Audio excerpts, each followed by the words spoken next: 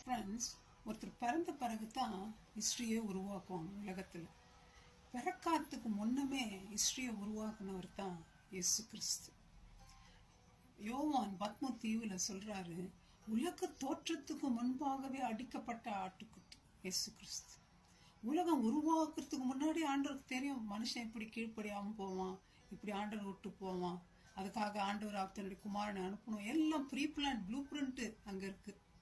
அதன் பிரகாரம் தான் இயேசு கிறிஸ்து நமக்காக வந்து ஜீவனை கொடுத்தார். ஒருத்தனை இயேசுவை தொட முடியாது. அவர் உயிரை எவனும் எடுக்கும்போதுக்கு எந்த அதிகாரமும் கிடையாது, எந்த பவராலும் முடியாது. இயேசு சொல்றார், என்ன வந்து யாரும் கொலை பண்ண முடியாது, என்னுடைய உயிரை நானே உங்களுக்காக கொடுக்குறேன்ற. அவர் வந்து பட்சிக்கிற அக்கினி. யாராவது கிட்ட போக முடியுமா? ஃப்ரெண்ட்ஸ், நான் ஏன் இதை உங்களுக்கு சொல்றேன், மரணம் நம்மளை ஒரு நாள் சந்திக்கும். மரணத்துல எல்லாரும் கியூல இருக்கிற மாதிரி இருக்கிறோம். நம்ம அந்த கியூல முன்னாடியும் நம்ம போக முடியாது, பின்னாடியும் வந்துட முடியாது. அந்த கியூவை விட்டு நம்ம வந்துட முடியாது. நியமிக்கப்பட்ட நேரத்துல நம்ம கண்டிப்பா போகணும். சாவு என்னைக்கு வரும்னு நமக்கு தெரியாது. மை ஃப்ரெண்ட்ஸ், நிறைய பேர் சாவை கண்டு பயப்படுறாங்க. ஆண்டவரை ஏத்துக்கணுங்க, சந்தோஷத்தோட போறாங்க.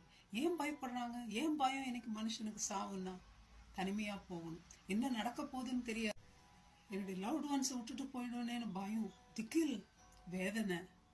சாகிற ஒவ்வொரு மனுஷனுடைய வாழ்க்கையும் அப்படித்தாங்க இருக்கு. ஆனா இயேசு கிறிஸ்துவை ஏற்றுக்கொண்டோம்னா சந்தோஷத்தோட போகலாம். ஏன்னா அவரை நம்ம மீட் பண்ண போறோம். மரித்ததுக்கு பின்னால் அவரோடு இருக்க போறோம், நித்தியமா அவரோடு இருக்க போறோம் என்ற மகிழ்ச்சி கண்டிப்பா இருக்கும். எவ்ரி செகண்ட் ஒருத்தராவது இந்த உலகத்துல மறைச்சு கொண்டு இருக்காங்க. ஃப்ரெண்ட்ஸ், உங்க சாவு என்னைக்குன்னு உங்களுக்கே தெரியாது. என்னதான் சம்பாதிச்சாலும், என்னதான் வாழ்க்கை இந்த உலகத்துல வாழ்ந்தாலும் எல்லாத்தையும் நீங்க கண்ட்ரோல் பண்ணலாம்னு நினைச்சுக்கலாம். ஆனா சாவுக்கு அப்புறம் உங்க பணமோ எதுவோ உங்க கூட வரப்போறது இல்லை. தனிமையா போறீங்க நீங்க. அதான் பைபிள் சொல்ற, நிர்வாணியா இந்த உலகத்துக்கு வந்து நான் நிர்வாணியா தான் போகணும்.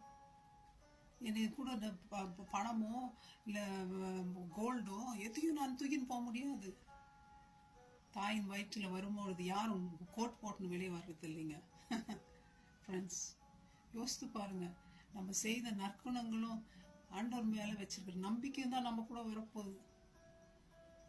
அந்த இயேசு உங்களுக்கு வேணுமா? நித்தியமா நீங்க வாழ்க்கை கழிக்கணுமா? இந்த வாழ்க்கை இல்லை, இது வந்து டெம்பரரி வாழ்க்கை. அதான் அப்போஸ்தலர் பவுல் சொல்றாரு, கூடார வாசிகள் நாங்கள். கூடாரத்துல டென்ட்ல இருக்கிறோம், வாடகை வீட்டுல இருக்கிறோம். இந்த உலகத்துல பர்மனன்ட் வீடு மோட்சம் தாங்க. நீங்க ரெடியா இருக்கீங்களா? பாவங்கள் மன்னிக்கப்பட்ட நிச்சயம் உங்களுக்கு இருக்கா?